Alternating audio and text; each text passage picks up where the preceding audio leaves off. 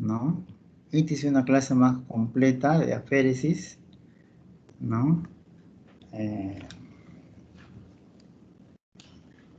Ya hemos conversado bastante en la clase de práctica sobre este procedimiento, ¿no? Ya sabemos que aféresis viene de esta palabra, ¿no? Que significa, pues, separación y extracción, ¿no? Ya dijimos que realmente aféresis es un procedimiento que consta en tres partes, si se quiere, ¿no? La extracción de sangre total de un donante o paciente, la separación y retención de un componente deseado y la devolución del resto de los demás componentes que puede ser del donante o paciente. Muy bien, y cuando nosotros hablamos de aféresis, podemos hablar mejor de hemaféresis.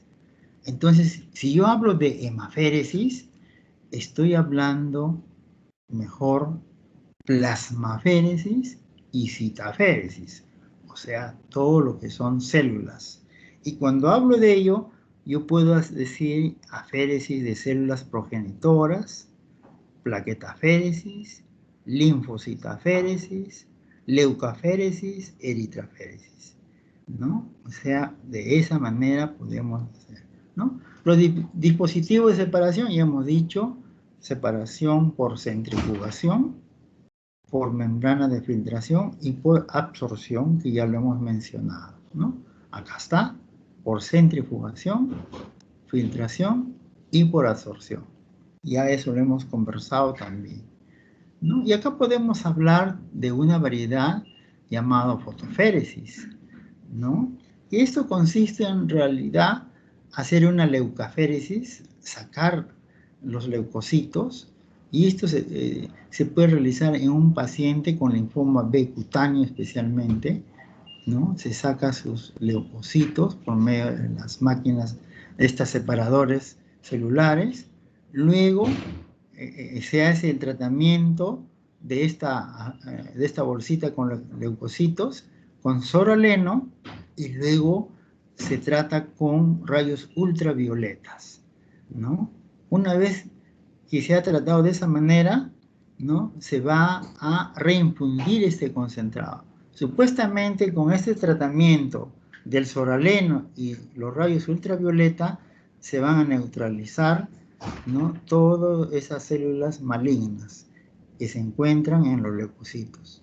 Entonces, esta es la manera como se puede realizar este procedimiento que se llama fotoféresis, especialmente para el linfoma B cutáneo.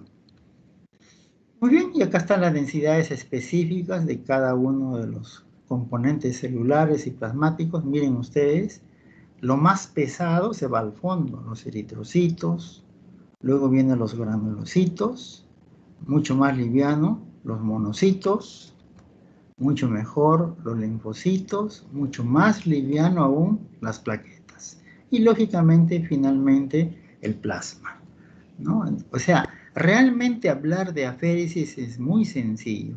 Mediante las centrífugas, ¿no? Lo que van a hacer que lo más pesado de las células se vayan al fondo, lo más liviano vayan quedando en la superficie. Esa es la intención de realizar aféresis por centrifugación, entonces. Y cuando hablamos de ello, podemos hacer una clasificación de acuerdo al método empleado. Podemos hacer el manual o el mecánico. Vamos a ver en qué consiste el manual. Pero el mecánico básicamente, como su nombre lo dice, por máquinas. Y esas máquinas pueden ser de flujo continuo o de flujo discontinuo. Y cuando hablo de flujo continuo, especialmente podemos hablar de estos tipos de máquina, la CS3000 Plus y la Cove Spectra. Y de flujo discontinuo, aquí es que se refiere a la marca Emunetic MCS, ¿no? Entonces, esa sería la parte mecánica. Las aféresis manuales, en algún momento nosotros lo hemos utilizado en el hospital cuando yo hice mi residentado, en el Hospital Revalliati, ¿no? Cuando yo era alumno también como ustedes, tuve la oportunidad de rotar por ahí. Entonces, hemos utilizado este tipo de aféresis manual, bolsas múltiples, centrífuga refrigerada, Era sencillo, barato, emplea mucho tiempo realmente, así es. Incómodo para el mismo donante o paciente, en este caso, que es la misma persona.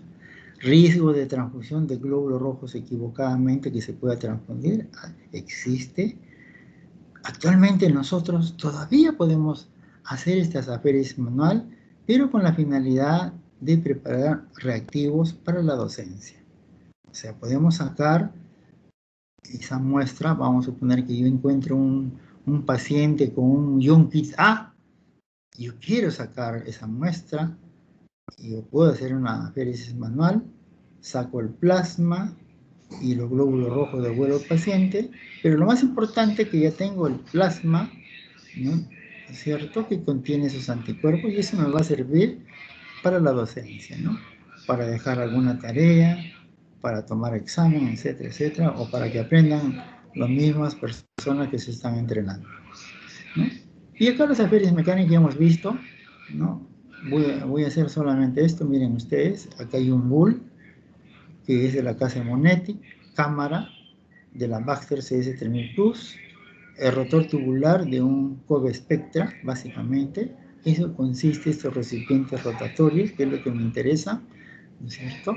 Las de flujo continuo necesitan dos binifunciones, un catéter central de doble lumen, puede ser, extrae y simultánea, retorna simultáneamente, el volumen extracorpóreo es mínimo, isovolumétrica, puede programarse para flujo intermitente, también se puede realizar, ¿no? Y acá vamos a ver la CS3000 Plus, cámara de separación y cámara de colección, ¿no es cierto?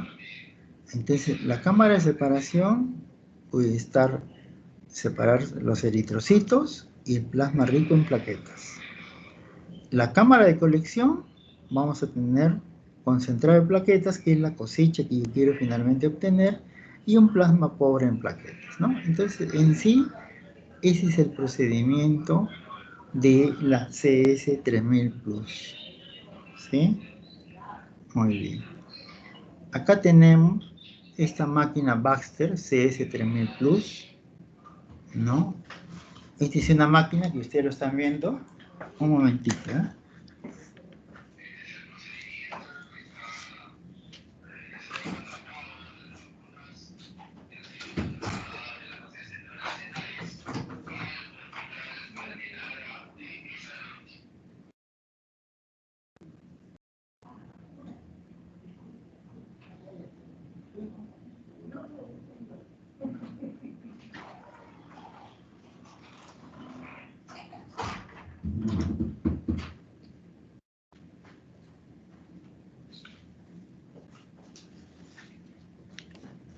Muy bien. Miren ustedes esta máquina Baxter CS3000 Plus. Para nosotros es histórica esta máquina. Esta es la primera máquina de aféresis que vino acá al Hospital Almenara. Miren, por eso les digo que es histórica. Con esta máquina, señores, todo lo que yo estoy hablando, por favor, puede venir en el examen. Con esta máquina se hizo el primer trasplante autólogo de médula ósea en el país. Y lo hicimos acá en el Hospital Almenara, con esta máquina. Esta maquinita también lo utilizaron en el Revaliati y en el Neoplásicas, pero no tuvieron el resultado. Entonces, ¿por qué no tuvieron el resultado?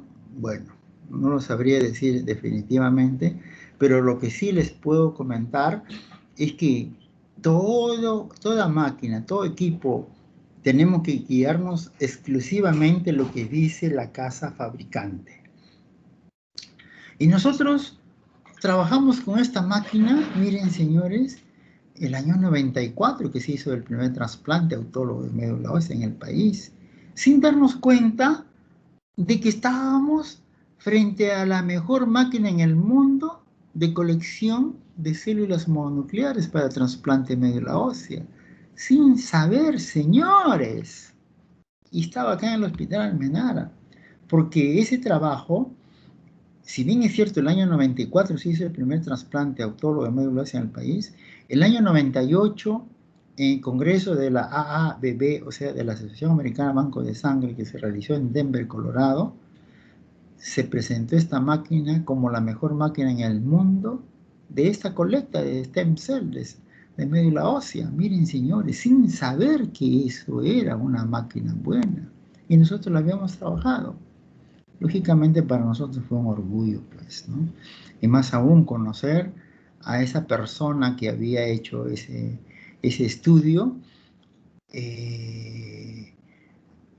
Nosotros, yo en mi caso, yo era pues una persona muy inquieta. Yo quería conocerme con los mejores del mundo, de todas las cosas que yo quería aprender. Y me conocí con este doctor famoso que trabajaba en la clínica Mayo en Rochester. Se me hizo amigo, lógicamente nos hicimos amigos, le llevé regalitos de Perú y nos hicimos muy amigos, y conversamos. Las dudas que yo tenía le pedía. En ese momento recién se estaba instalando el internet y el día siguiente estaba contestado el internet. Fíjese, yo me quedaba asombrado, ¿ah?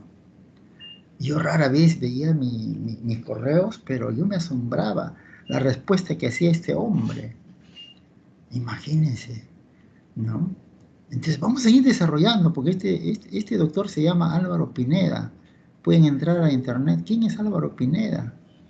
Uno de los famosos, grandiosos de Aferis en el mundo. Trabajó en la clínica Mayo en Rochester. O sea, con esta maquinita que ustedes están viendo, que parece una lavadora, hicimos el primer trasplante autólogo de médula ósea en el país. Y hay tantas anécdotas, ya después iremos contando. Muy bien. Miren ustedes acá, esta es otra máquina de aféresis de la firma Baxter, modelo Amicus. Ustedes la ven, muy hermosa, muy bonita. Y miren, señores, estamos frente a la máquina de aféresis, la mejor máquina en el mundo de plaquetaféresis. Imagínense. Y lo hemos tenido nosotros en el Hospital Almenara. Un hecho grandioso. Y eso también fue presentado en el Congreso de 1998 en Denver, Colorado, por el doctor Álvaro Pineda. Pero ¿por qué fue la mejor máquina? Y esto todo apunte, yo voy a tomar el examen. ¿Por qué fue la mejor máquina en el mundo de plaquetaféresis? Porque esta fue la única máquina que sacaba plaquetas chicas, medianas y grandes. ¿Qué sacaba esta máquina? La que vimos anterior. Sacaba solamente plaquetas chicas y medianas. Las grandes lo dejaba. Miren ustedes. Todas las máquinas que existen en el mercado sacan plaquetas chicas y medianas. Igual que esta. Pero esta es la única máquina que saca plaquetas chicas, medianas y grandes. Por eso es la mejor máquina en el mundo de plaquetaféresis. Imagínense. Y lo hemos tenido acá en la Almenara. ¿Y qué cosas son las plaquetas grandes? Son las plaquetas jóvenes. Mayor beneficio para aquellos pacientes que la reciban, lógicamente. ¿Ah? ¡Qué valioso! ¡Qué grandioso, señores! ¿Ah? Y aparte de ser muy bonita, ¿no? Miren ustedes. Ajá. Acá teníamos otra máquina de flujo continuo, el Kobe Spectra, ¿no? Que tenía un canal rotator similar a un ASA, etcétera, etcétera. No se podía hacer recambios eritrocitarios, no procedimientos de una sola vía, ¿no? Etcétera. Miren, acá está la Kobe Spectra. También una máquina muy bonita, muy versátil. También tuve la oportunidad de manejarla acá en el Almenara. Lo tuvimos poco tiempo. Y en ese congreso se catalogó como la mejor máquina en el mundo de plasmaféresis. O sea, imagínense, nosotros hemos tenido acá en el Hospital Almenara las 3 mejores máquinas de aféresis del mundo. Es grandioso, señores. Bueno, yo me siento bien haber manejado todas estas máquinas. Pero miren ustedes, acá tenemos una máquina de flujo intermitente de la marca Emonetic, MCS. Ah, miren, ve, Emonetic. Este ya es flujo intermitente. Generalmente una vía venosa, centrifuga llena y vacía alternativamente. La desventaja, mayor tiempo de colección, es cierto. Mayor volumen extracorpóreo, así es. Mayor contaminación con glóbulos rojos, podría ser, y eso lo hemos mejorado acá en el Hospital Almenara. ¿Por qué se contaminaba con rojos? Porque nosotros hallamos la fórmula. Hallamos la mejor manera su uso en este hospital. ¿Ah? Usted dirá, el hospital Almenara, así, no. Hasta hemos corregido que los mismos norteamericanos no sabían cómo controlar eso, ¿no? Hemos hecho todas estas cosas, señores. Y acá está la máquina, miren, ve, chiquita, muy liviana. Miren ustedes, llevabas tú tranquilamente en la maletera de tu auto. ¿Ah? Pero esta máquina también es norteamericana. Norteamericana. La mayoría que hemos visto son también norteamericanas. ¿Ah? Pero miren ustedes, esta máquina no es la mejor máquina del mundo. Pero ¿por qué el resto era la mejor máquina del mundo? ¿Cuánto de notas sacaban? 19.9 el resto. ¿Cuánto sacaba esta? 19.7.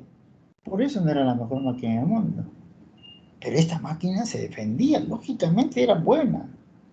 Y yo se los digo con toda sinceridad, todo producto americano siempre es bueno, porque pasa por controles estrictos, ¿no? Lo que ustedes ya conocen, la FDA, la misma Asociación Americana de Banco de Sangre, la Sociedad de Aféresis, etcétera, etcétera, ¿no?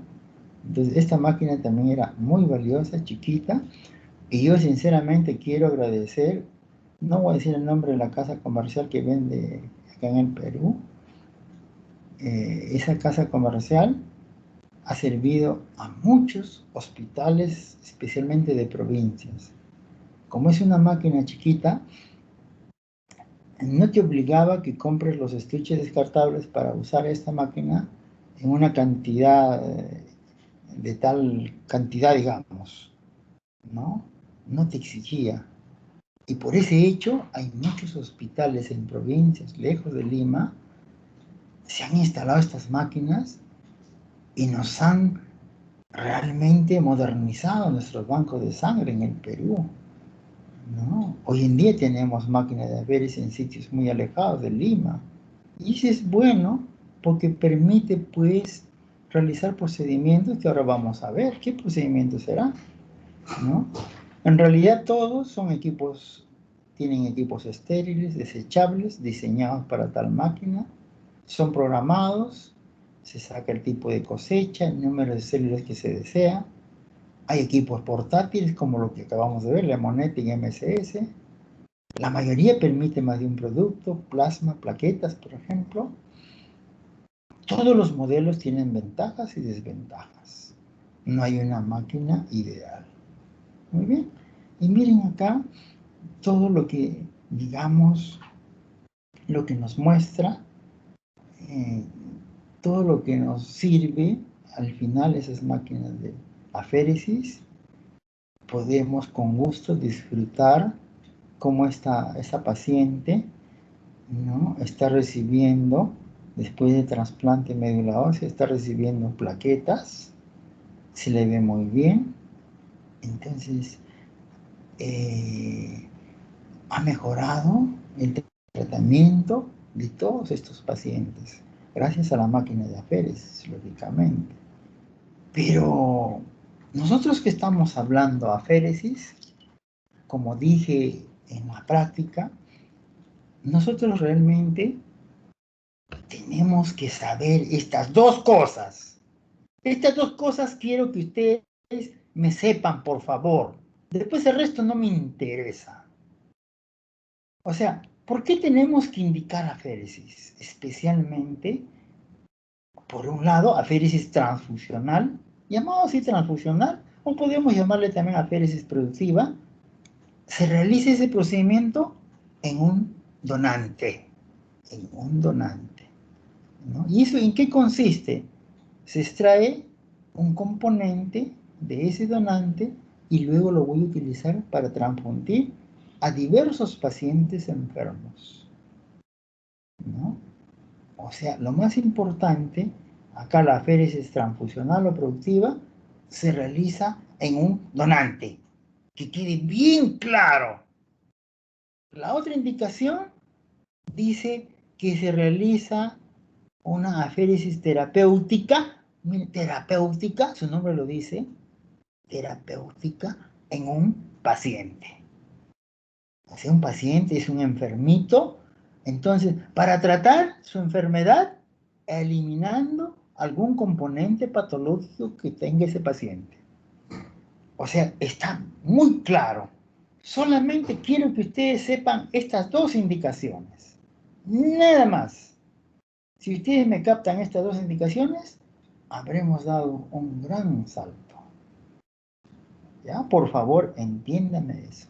Muy bien. Y cuando hablamos pues de aféresis transfusional o productiva, acá está. Miren qué hermosas plaquetas. Miren, ve qué bonitas plaquetas. Ah, miren qué hermosas esas plaquetas. Plaquetas en el mundo mejores que esas no existen. Miren, qué hermosa realmente, ¿no? Acá, lo que ustedes están viendo, este es un producto por aféresis. Dos bolsitas.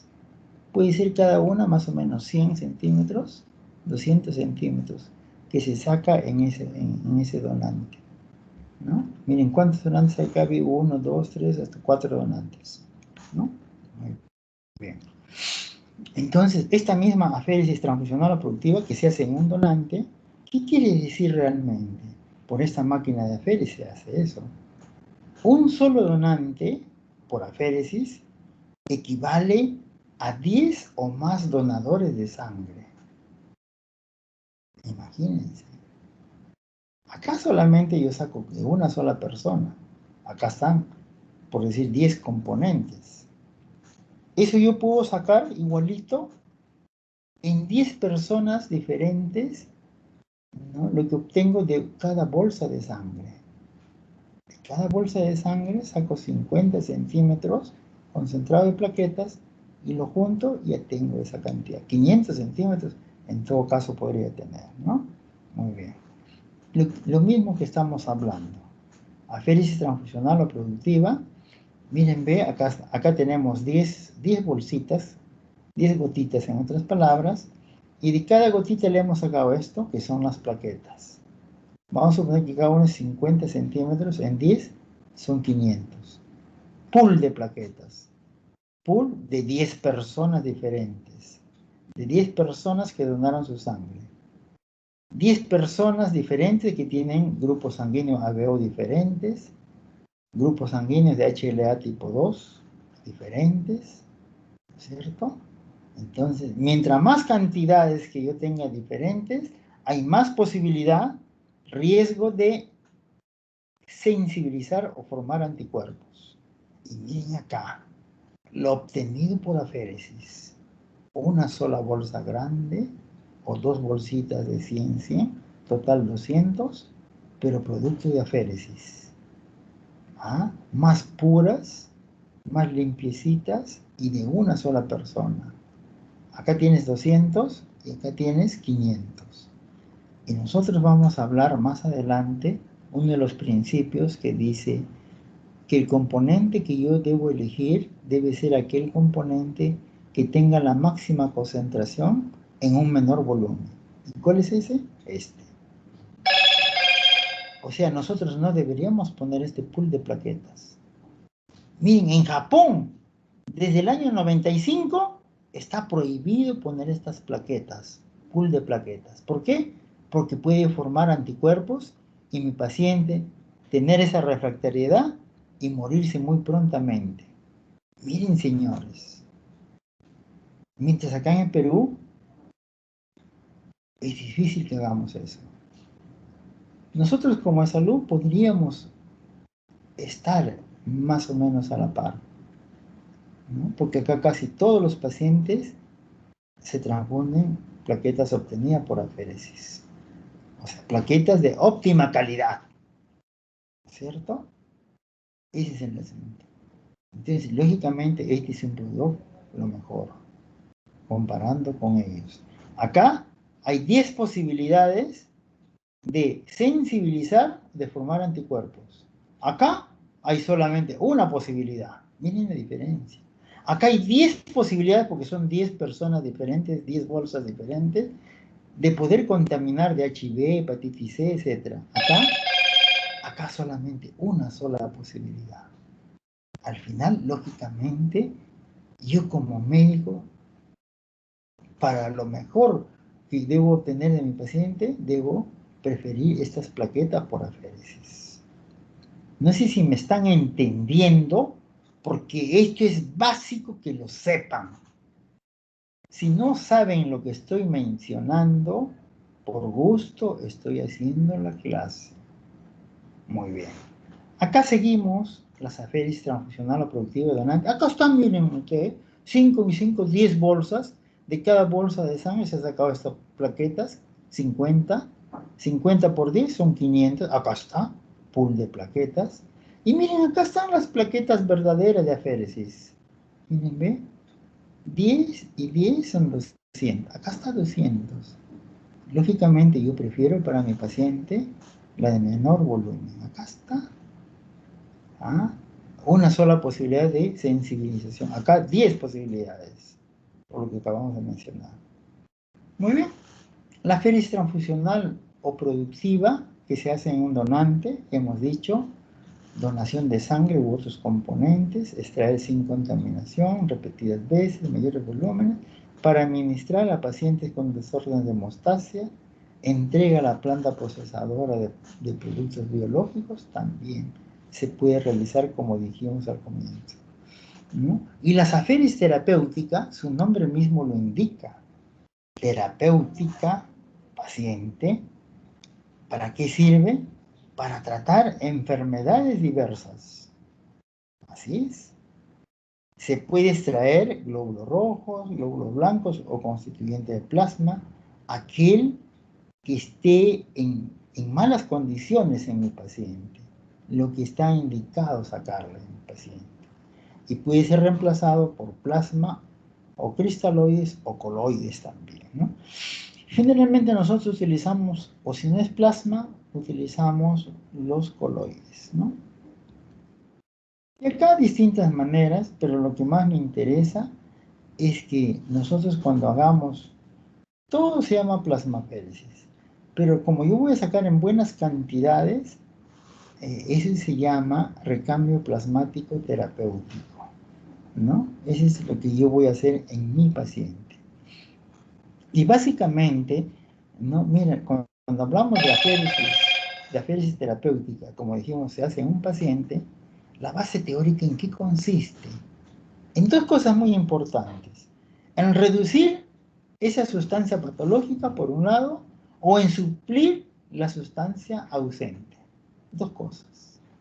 Al reducir la sustancia patológica, ¿no es cierto? Mejorar la relación antígeno-anticuerpo, reducir los mediadores de la inflamación o inmunidad, reducir los complejos inmunes, ajá, y por otro lado, como dijimos, suplir la sustancia ausente, ¿ya? Y al final lo que yo obtengo realmente es una mejoría en la evolución de la enfermedad. Y acá está, miren, un paciente con Guillain-Barré en sala de cuidados intensivos, ¿no? Algunas consideraciones generales: evitar la subutilización o sobreutilización. ¿Eso qué cosa quiere decir? Subutilización, si realmente mi paciente está grave y necesita este procedimiento de aféresis terapéutica, se debe realizar. El no hacerlo indica que estoy haciendo una subutilización. O en todo caso, en la sobreutilización. Yo puedo tener un paciente con Guillain-Barré, pero de una evolución muy leve, o sea, un cuadro clínico bastante leve, sencillo, y no es necesario hacerle plasmaféresis o recambio plasmático, y si yo le hago, estoy haciendo la sobreutilización, o sea, no debo hacerlo si mi paciente tiene un cuadro clínico muy leve. ¿Ya? Eso también. ¿Por qué? Porque tenemos que evaluar en nuestra balanza riesgos, beneficios. Usted sabe, para todos estos procedimientos hay riesgos que se van a presentar. Riesgos que se van a presentar, así es. Entonces yo tengo que tener mucho cuidado, ¿no es cierto? Especialmente utilizarlo de la manera más óptima, ¿no? Nosotros sabemos, y la literatura lo dice, ¿no? Complicaciones, y una de las complicaciones más severas es que un paciente tenga, por ejemplo, una reacción anafiláctica y se pueda morir, ¿no? Es una de las reacciones más severas. Y la literatura dice, por cada 10.000 procedimientos, generalmente hay un fallecido. Yo tengo más de 30.000 procedimientos y yo hubiera tenido 3 fallecidos y no he tenido ninguno. Pero ¿saben qué? Sí he tenido 3 reacciones anafilácticas que si yo no hubiera estado ahí, se hubieran muerto. Miren ustedes. O sea, lo que dice la literatura es cierto. Y hay que hacerle caso y hay que estar prevenidos. Ah, muy bien. Entonces ya sabemos de la sobreutilización. Debe ser evaluado por médico personal y médico de aféresis, lógicamente. Establecer un plan de tratamiento y meta de la terapia. Al paciente hay que informarle sobre la naturaleza, los beneficios, los riesgos y las alternativas. Lógicamente hay que ver, hay que hacer conocer, si no es al paciente, al familiar. A veces el paciente no está preparado o el paciente no está consciente.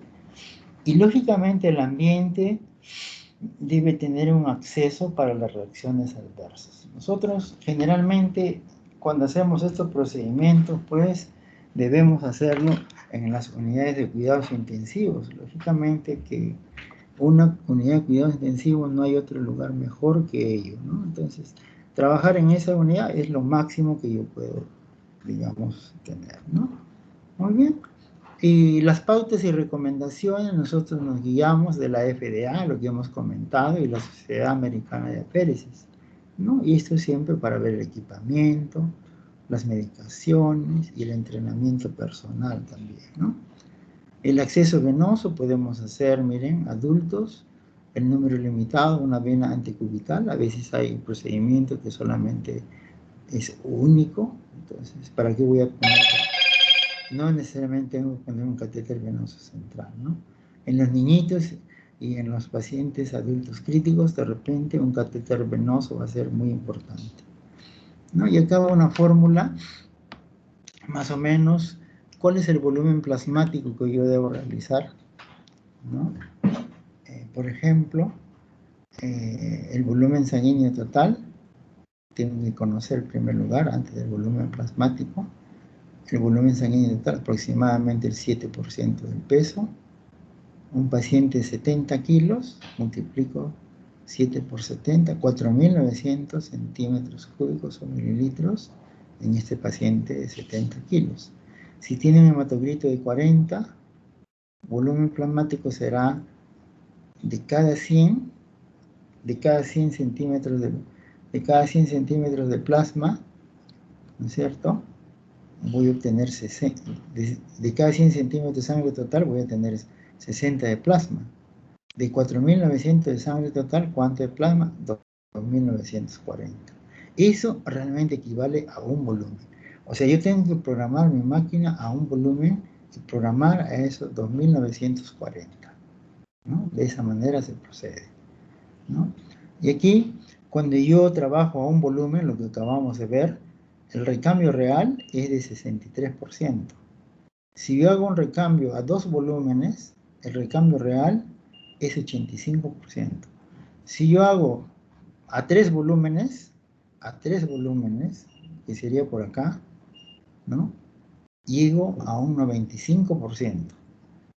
O sea, los estudios que se han hecho dicen que a menor volúmenes hay un mejor recambio. O sea, yo puedo programar a un recambio de un volumen o volumen y medio, por ejemplo. Volumen y medio. Y de esa manera estaría actuando lo mejor para mi paciente, ¿no?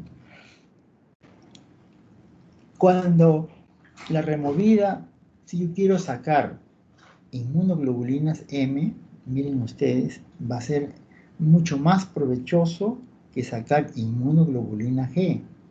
¿Por qué? Porque la inmunoglobulina G, aparte de estar en el extravascular, también está en el, perdón, a pesar de que está en el intravascular, también está en el extravascular.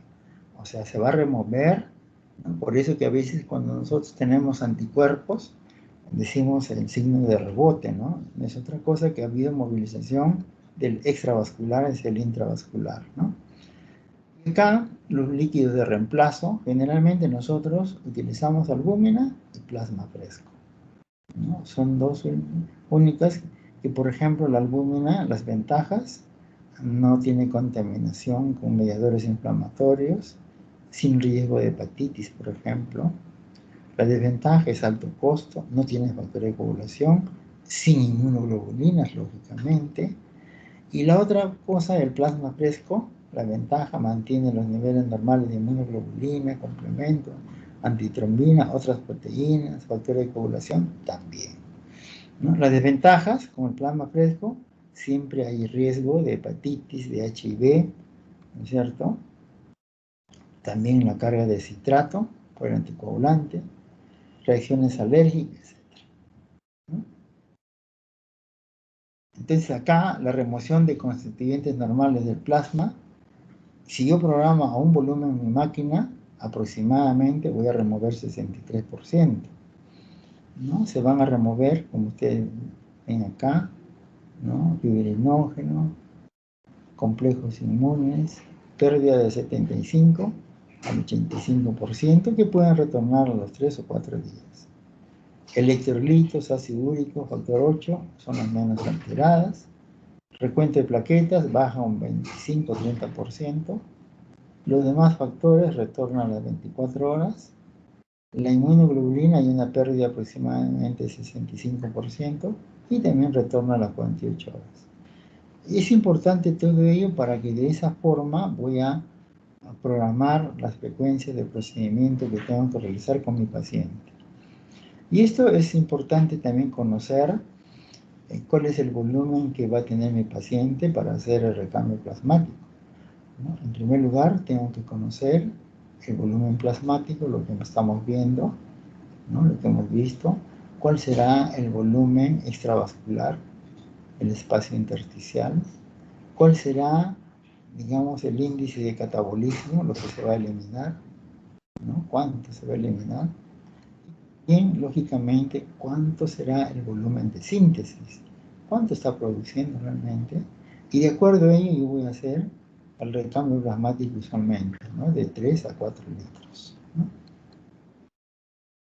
Plasmaféresis selectiva es la forma más selectiva de remover componentes plasmáticos. Se utiliza separador celular. El plasma es pasado a columna de afinidad. Tiene solventes o ligantes. Actúa específicamente, absorbe, etc. El plasma libre es una sustancia indeseable, ¿no? Este es el procedimiento de la plasmaféresis selectiva, ¿no? Básicamente lo que hemos dicho, ¿no es cierto? Se para el plasma, luego se va a mezclar con sustancias donde va a haber una reacción antígeno-anticuerpo y va a pasar por unos filtros y en esos filtros se van a quedar, digamos, como pegados, ¿no? Y de esa manera va a regresar el plasma sin la sustancia que me está haciendo daño a mi paciente, ¿no? Entonces, eso se llama plasmaféresis selectiva, ¿no? Es igual la maquinita, de qué manera funciona. Y acá hay distintas columnas de afinidad para hacer esos procedimientos. Por ejemplo, hay columnas de inmunoafinidad, anti-LDL, afinidad química, proteína A del estafilococo, anticuerpos monoclonales, ¿no? Sustancias de grupos sanguíneos, etc., ¿no? aquí miren ustedes, cuando yo voy a hacer un recambio plasmático terapéutico o una plasmaféresis terapéutica, miren, conocer la enfermedad, síndrome de hiperviscosidad, componente que voy a extraer, proteínas anormales o paraproteínas que llamamos, ¿no? Y así, por ejemplo, yo quiero en una enfermedad hiperlipidemia, tengo que sacar el exceso de lípido y lipoproteínas anormales, en eso consiste. O yo quiero en un lupus eritematoso sistémico, ¿no es cierto? El componente de extraer complejos inmunes, etcétera, etcétera. Y así acá tengo de la mayoría de enfermedades qué cosa voy a mejorar, ¿no? El rol del médico como terapeuta es un procedimiento que está indicado. Tenemos que evaluar el cociente riesgo-beneficio, como ya dijimos anteriormente, evaluar la hemodinámica, que tiene que estar estable, evaluar el estado metabólico, el calcio, magnesio, las proteínas, etc. Y, lógicamente, también obtener el consentimiento informado del paciente o familiar o tutor que se encuentra ahí, ¿no? Entonces, nosotros como médicos de banco de sangre tenemos que diseñar el plan de tratamiento y, lógicamente, tratamiento también de las complicaciones. Y cuando yo digo diseñar el plan de tratamiento, tengo que ver el volumen de intercambio, el fluido de recambio, frecuencia de procedimiento y un seguimiento clínico y pruebas de laboratorio, ¿no? Eso tengo. Y finalmente, yo tengo que clasificar todo lo que son estas enfermedades, en qué grupo lo ponemos, lo clasificamos. Acá vamos a ver, por ejemplo, categoría 1. ¿Qué patologías van a estar en categoría 1 entonces? Aquellas que son ampliamente demostradas y aceptada su eficacia. Entonces, eso es muy importante. Considerar terapia primaria de primera línea, ¿no? Entonces, esto corresponde a lo que son categoría 1. Y todo lo que corresponde a categoría 1, si está el compromiso bastante severo, tengo que realizar ese procedimiento que indica allí. Tengo que realizarlo de todas maneras, ¿no? Categoría 2. ¿Qué dice categoría 2? Evidencia suficiente para sugerir eficacia. Ajá. Considerada como tratamiento de apoyo. Considerada nada más. Como tratamiento de apoyo, ¿no? Entonces acá vamos a ver qué enfermedades están. Categoría 3 dice que hay una evidencia insuficiente, una relación riesgo-beneficio incierto, o sea, no es nada bueno, entonces categoría 3. Y la categoría 4 dice falta de eficacia en ensayos controlados. O sea, todos los estudios que se han hecho, los ensayos dicen que no sirven, en otras palabras. Más o menos. Tenemos, miren ustedes, lo que está en amarillito son aquellos que sí se debe realizar, que son generalmente categoría 1. Esta es una polineuropatía desmineralizante inflamatoria crónica. Acá está, miren, ve, categoría 1. ¿Quién dice eso? La Asociación Americana de Banco de Sangre y la Sociedad Americana de Aféresis. Igual dice la crioglobulinemia. Y más abajo, el síndrome de Pasteur también, ¿no? Ahí está Guillain-Barré, categoría 1. Hipercolesterolemia familiar homocigota, también categoría 1 y 2. Hiperviscosidad sérica, categoría 1. Leucemia con leucocitosis, síndrome de leucocitosis, categoría 1. Esto debería haber más, ¿no es cierto? Pero acá está categoría 1 nomás. Miastenia gravis, categoría 1. ¿No? Miren acá, la colecta de células progenitoras para trasplante medular ósea, citaféresis, categoría 1, el otro no reporta. Púrpura post-transfusional, categoría 1. Enfermedad de Refsum, no hemos tenido acá casos de eso, no hemos tenido, ¿no? Miren acá, esquizofrenia de los loquitos, Categoría 4, claro, no se sabe nada. Hacerle un loco esquizofrenia es por gusto.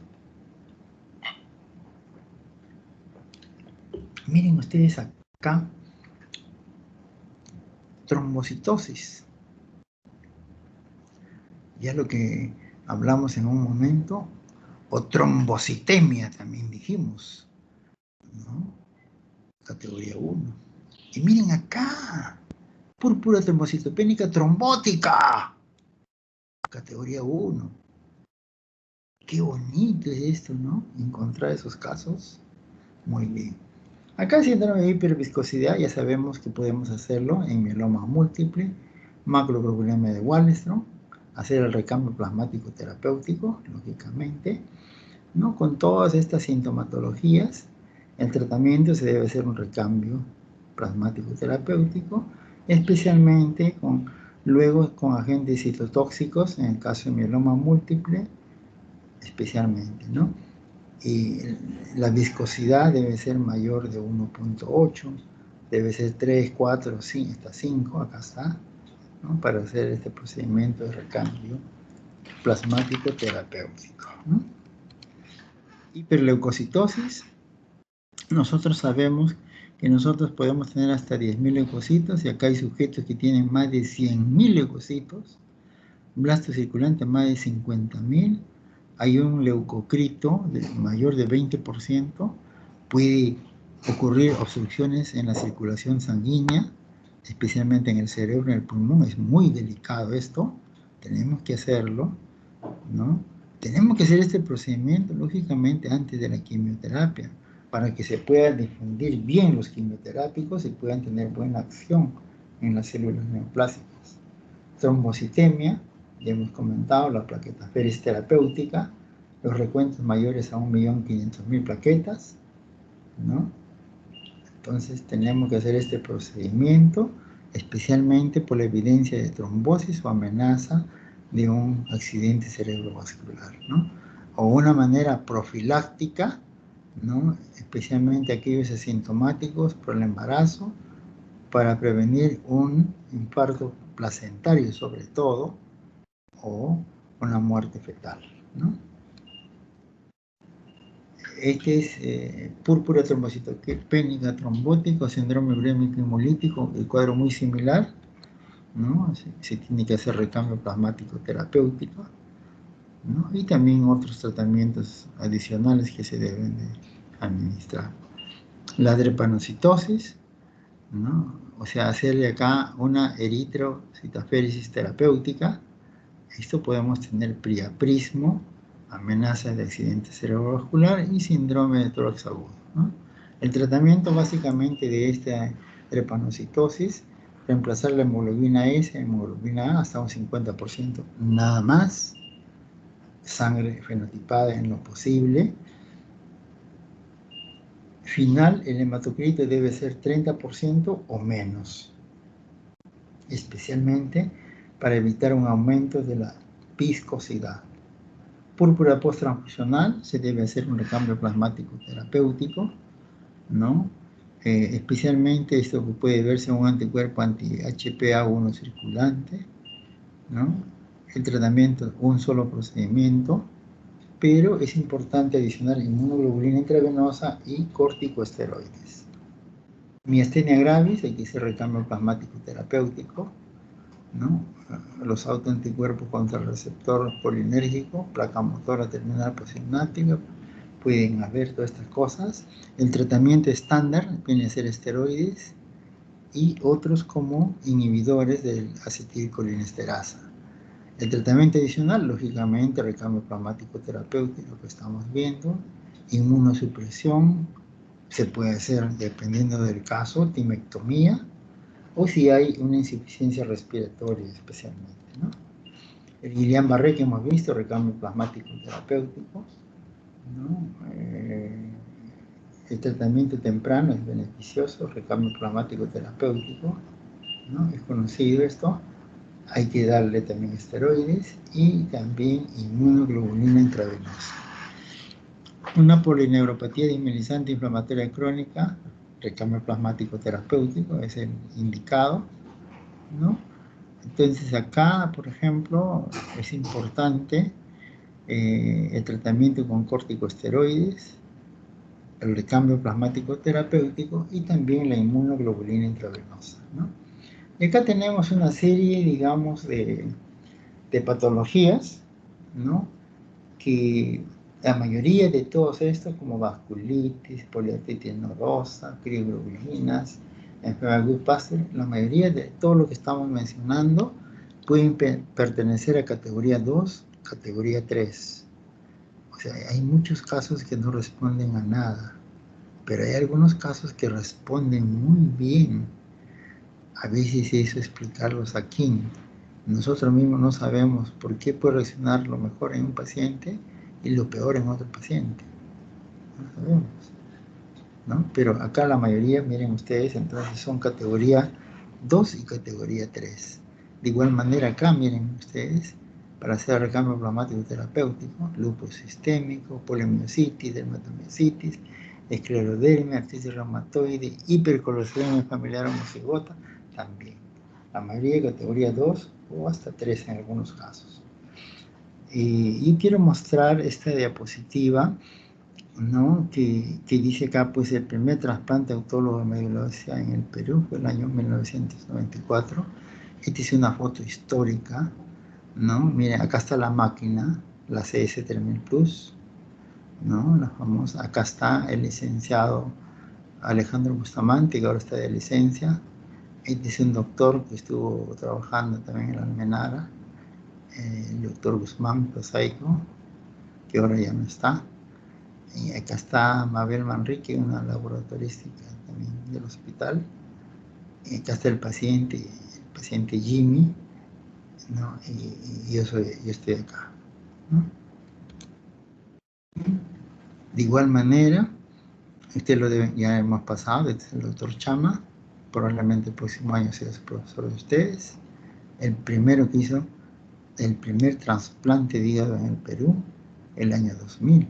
Y este paciente está vivo, el primer paciente, con orgullo lo presentamos, ¿no? Y ese es bueno. Y este doctor Chama sabe, como dije, el que hizo el primer trasplante de hígado en el país, es de la Universidad de Villarreal, 7ª promoción. ¿Ah? Tan igual como el otro doctor que hacía trasplante de corazón, el doctor, bueno, ahorita no me acuerdo su nombre, es un doctor de la 7ª promoción también de la Universidad de Villarreal, ¿no? Entonces, mire, de Villarreal, y eso debemos promocionar, hacer conocer a la gente. Todos hablan de otras universidades y de Villarreal no hablamos casi nunca. El futuro de la plasmaféresis o recambio plasmático terapéutico es la eliminación selectiva de las sustancias patógenas. Esto pensamos hacer el próximo año, ojalá se pueda cumplir. Y finalmente, pues ya nosotros hemos dicho que somos pioneros en trasplante de médula ósea, de hígado, pulmón y de páncreas, ¿no? Ese sería todo. Si hay alguna pregunta.